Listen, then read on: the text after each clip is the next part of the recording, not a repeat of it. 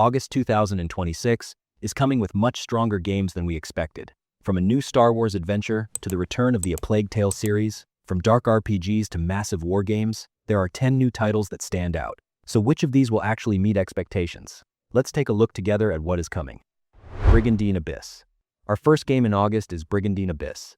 The game will be released for PC on August 26 and for PlayStation 5, Xbox Series X, S, and Nintendo Switch 2 on August 27. This is not a traditional linear role-playing game where we move forward together with characters. We control one of 6 different kingdoms and try to take control of the continent by using our knights and armies made up of fantasy creatures. Battles take place on maps divided into hexagonal sections, and we make every decision ourselves, from which region to attack to which units we leave behind for defense. Honestly, Brigandine Abyss may not be the game on this list that appeals to the widest audience. It is very normal for someone who is not used to strategy RPGs to feel a little distant from it at first glance. But the game is not only made up of battles, it also has systems like kingdom management, unit development, and fighting against different nations. Alongside the 6 kingdoms in the story mode, there is also a separate mission mode where 24 different nations can be used. If the developers can present all these systems in an understandable way, Brigandine Abyss could become one of the longest-lasting games of August. Madden NFL 27. Our next game is Madden NFL 27, which will be released on August 13 for PlayStation 5, Xbox Series X, S, Nintendo Switch 2, and PC. This year, Chicago Bears quarterback Caleb Williams is at the center of the cover.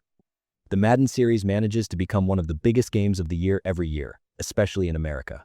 The new game promises more dynamic match atmospheres, improved player animations, and more important management decisions in franchise mode. Deluxe Edition owners will also be able to start playing 3 days early. But we need to be a little cautious about Madden NFL 27. Because even though EA announces new features every year, players of the series have been making similar complaints for a long time about animations, artificial intelligence, and the ultimate team system. So for me, what matters is not the number of new features, but whether the matches truly feel more natural and controllable.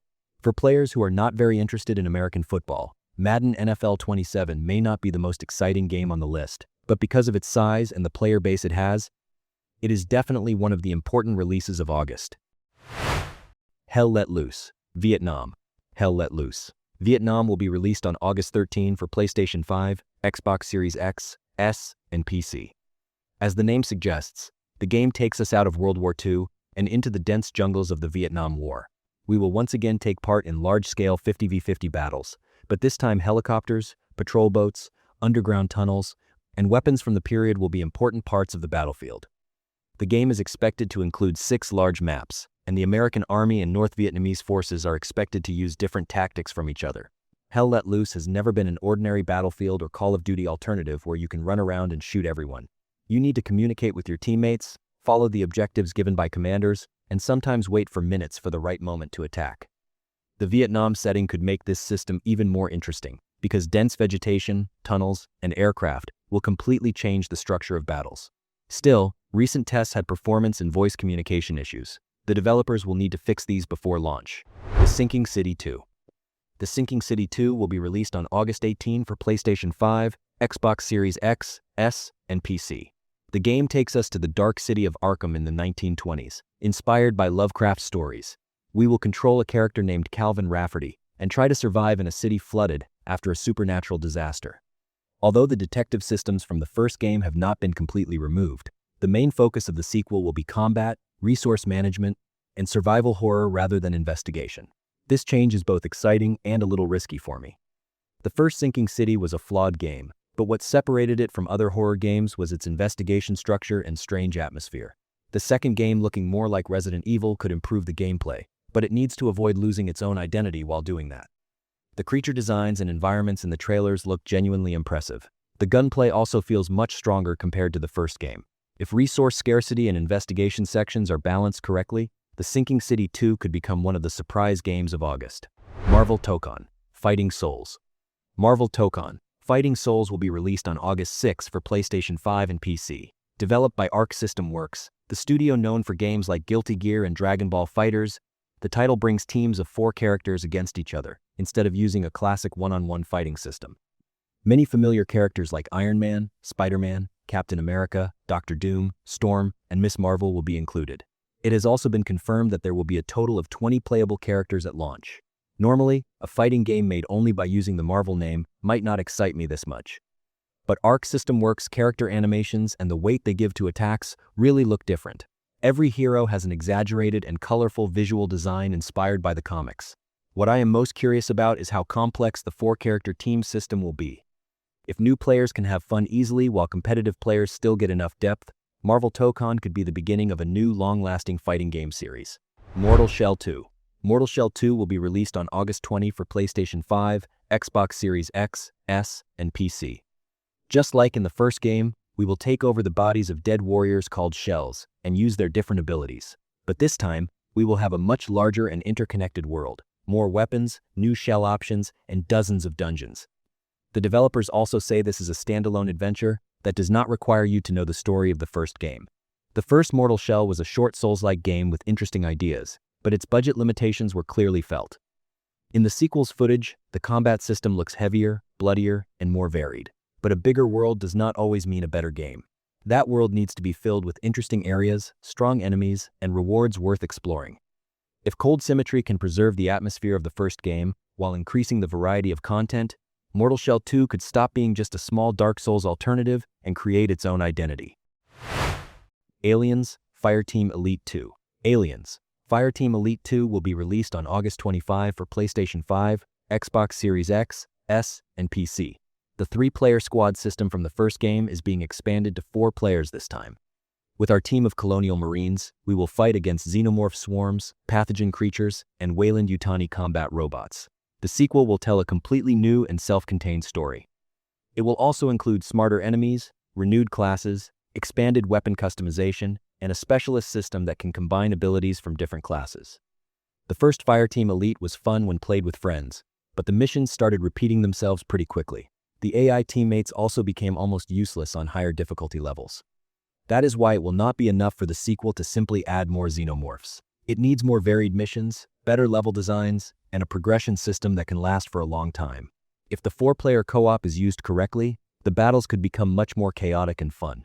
If it manages to preserve the alien atmosphere, this could be the sequel that reaches the potential the first game could not. Beast of Reincarnation.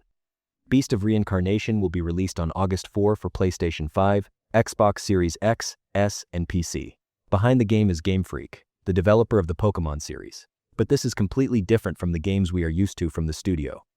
The story takes place in a post-apocalyptic Japan in the distant future, reclaimed by nature. We follow a young warrior named Emma and her large dog, Ku. While Emma fights with a sword in real time, we can use Ku's abilities through a command menu. Honestly, this is one of the games among the August releases that makes me the most curious. The gameplay looks like it combines the world of Nier Automata with Sekiro's parry system and Final Fantasy VII Remake's command mechanics. Still, we should not forget that Game Freak has not proven itself outside Pokemon with an action RPG of this scale. The visual design and combat system look strong for now, but the mission structure will be the deciding factor. If it succeeds, Beast of Reincarnation could become one of the biggest surprises of the year. Star Wars Zero Company. Star Wars Zero Company will be released on August 27 for PlayStation 5, Xbox Series X, S, and PC. In this single-player tactical RPG set during the Clone Wars era, we will control a commander named Hawks. We will be able to choose Hawks' gender and appearance, then build our own team made up of clone troopers, Mandalorians, a Jedi Padawan, and different specialists. Battles will use an XCOM-like turn-based system, and because of our wrong decisions, there will be a chance of permanently losing some squad members.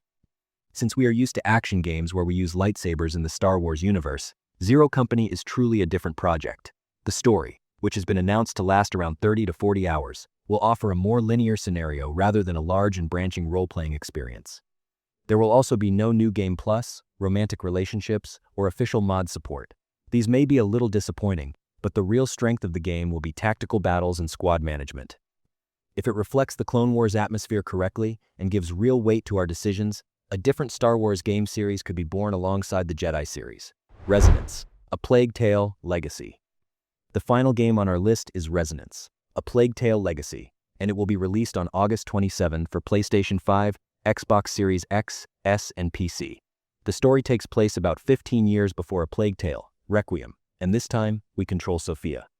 While investigating Sophia's mysterious connection to the Prima Macula, We will witness a dual timeline story stretching between the Middle Ages and the much older Minoan civilization. It is said that some things we do in the past will change the environment and the paths we can take in Sophia's time. Resonance offers more melee combat and action than the previous two games. Because Sophia is more experienced than Amicia, she can parry attacks, counterattack, and directly take down enemies. This could make the series more exciting, but there is also a risk of losing the feeling of vulnerability that defines A Plague Tale. Still, considering Asobo Studios' history with storytelling and atmosphere, I think this is the most reliable game of August. Especially for those who loved Requiem, it will be a hard title to miss. So which game are you looking forward to the most in August? Which one do you think will be a big surprise, and which one will be a disappointment? Don't forget to share your thoughts in the comments, like the video, and subscribe to the channel. See you in the next video.